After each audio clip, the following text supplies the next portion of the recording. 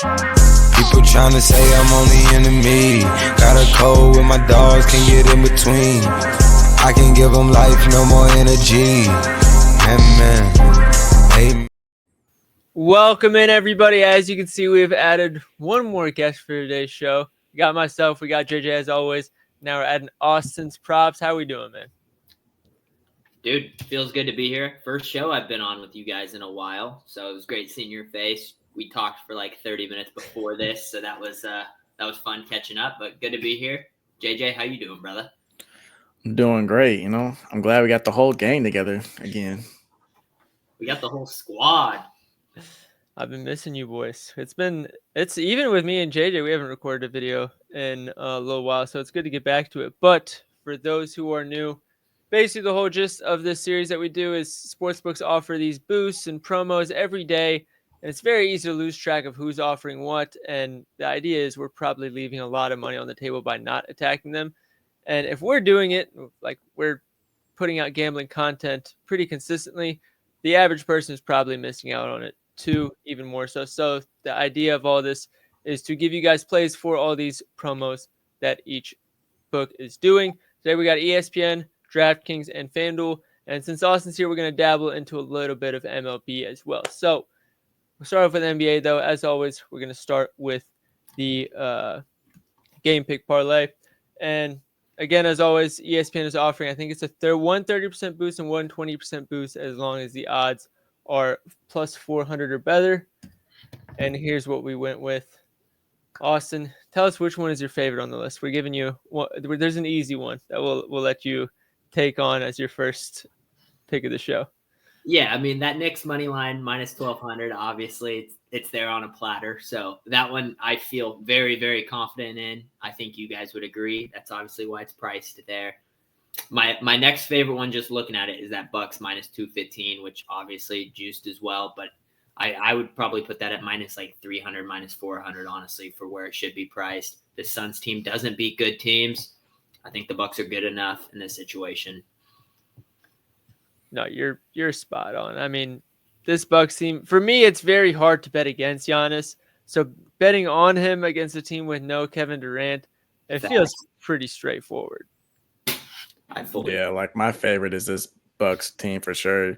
Just because, Suns, they're just kind of all over the place. They've been all season. Even though Bill might come back, he still got KD being out for a week, and I think they're 2-11 without KD playing this season. So it's not a good look. Their only 2 wins were against Utah both times. I don't think those are real wins in my opinion. Is this more of a revenge game for Budenholzer against the Bucks or the Bucks players against Budenholzer? Probably the Bucks players. They don't really have any Bucks players still that were like Lopez, Giannis, right? I guess, yeah. Lillard's first year was with what was the first coach the Bucks had? They fired after like 20 games. AJ Griffin, yeah. Yeah, and then Trent wasn't there. Prince wasn't there. Yeah, I guess you got a good point. It's basically just Giannis out. Yeah, you know what I mean? I don't think they have that many guys. I saw people talking about the Budenholzer revenge stuff. Yeah, you know what I mean? I don't know if Budenholzer could get that revenge itch if he tried, to be fair. Yeah, I don't think he knows what he's doing any more than we do. Then those were the easy ones. Then we're getting a little sharp. The first one, Grizzlies money line against the Warriors, coming off of a back-to-back against Boston last game. Usually not what you want to bet on. But I think this Grizzlies team has a little bit up their sleeves with a new coach that teams don't know much about. Yeah, when you're looking at the Grizzlies, I don't know. I think Ja's been looking great the last couple games. His offense has been flowing. Team is healthy. Because, this team has been injured all season long. Almost as bad as, like, the Pelicans being injured. But they've still been winning games. They're a top 5 seed for a reason right now. This Warriors team, as we talked about it a couple weeks ago, not big believers against them when they actually play actual competitive teams in the West. And when Ja's played with 0 days rest, he's won every single game this year, surprisingly. So that's 1, 2, 3, 4, 5, 6, 7-0. It's pretty impressive. I wasn't expecting that. especially at plus 150 to get that line like At home. At home. Yeah.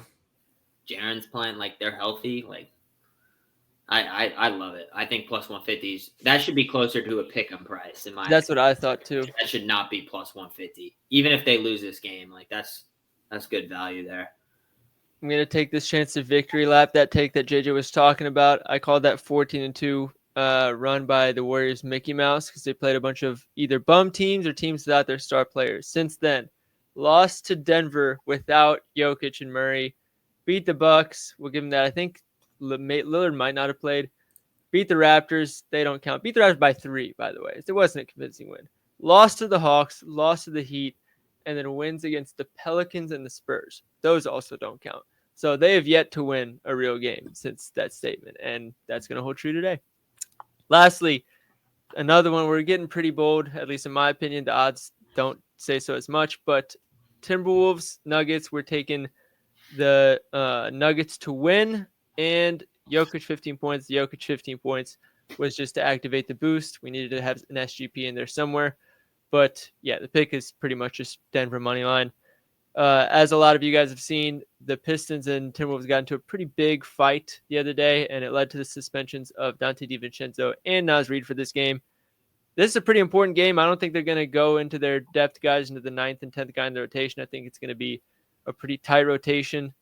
And the Mile High City, I think their rotation is going to, or their stamina is going to be a little too short going against the Nuggets. Yeah, the Nuggets, they've been playing good, you know. Surprisingly, like their bench has played a lot better than I expected them, especially how they started off. We'll see if it's enough during the playoffs, but that doesn't matter right now. It's just the head-to-head. So, yeah, playoff season's going to matter. There's only, 3 games apart going down to a wire.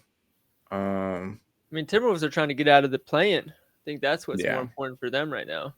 Yep. Yeah, actually, no, 4 games. So, yeah, they're right. Timberwolves are right at that 7th seed. They're only a half game back from the Warriors. So, they want Memphis to win pretty bad right here. Yeah. You know, 100%. I would say even if Memphis loses, now they're tied with Memphis. Who are they projected to play in the plan? Who's the plan projection?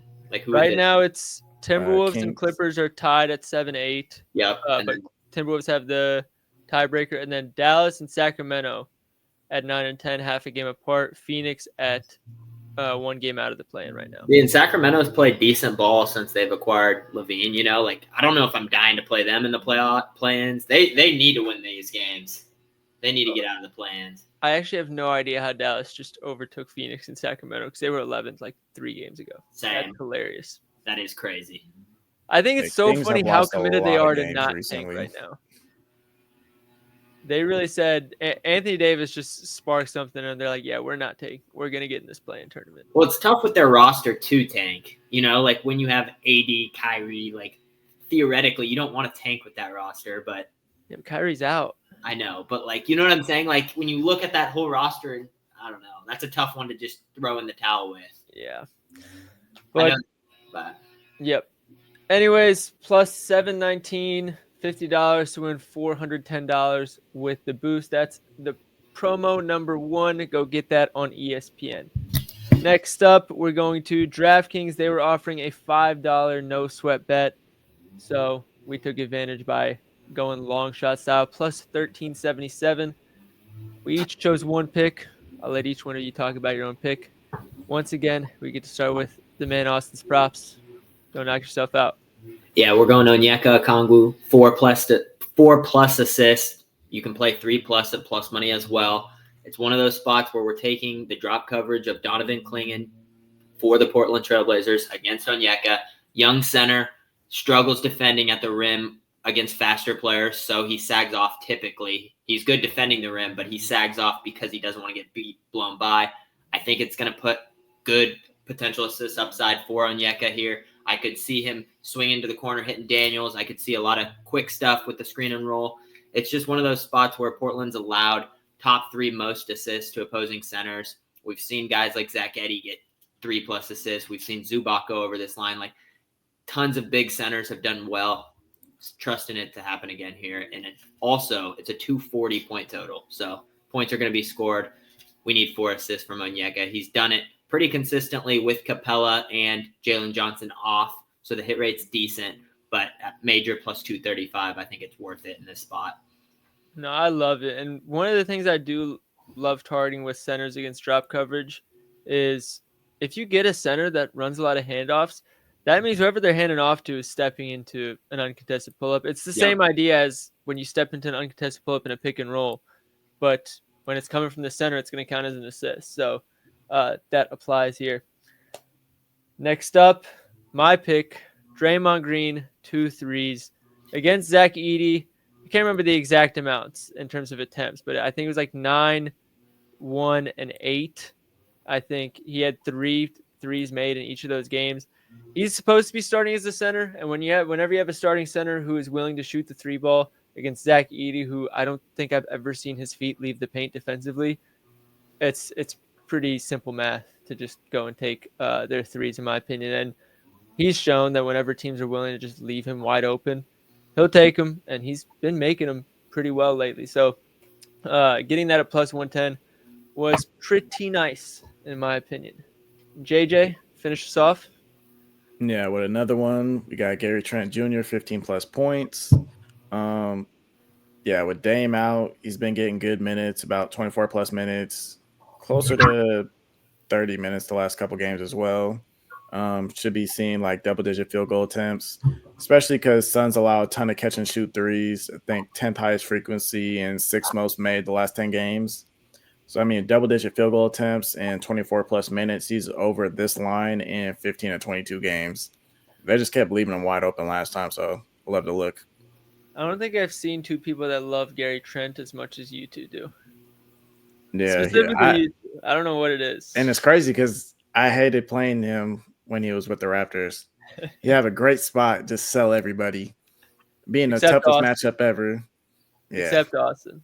Gary Trent grew on me when the Blazers had that run, like I think it was 2017, 2018, where they went to the Final Four. Obviously, we got stomped by the Warriors, but the Warriors went on and won it with KD. But Gary Trent in those playoffs went crazy. Blazer fans obviously became a fan of him because of that. So I've always liked him.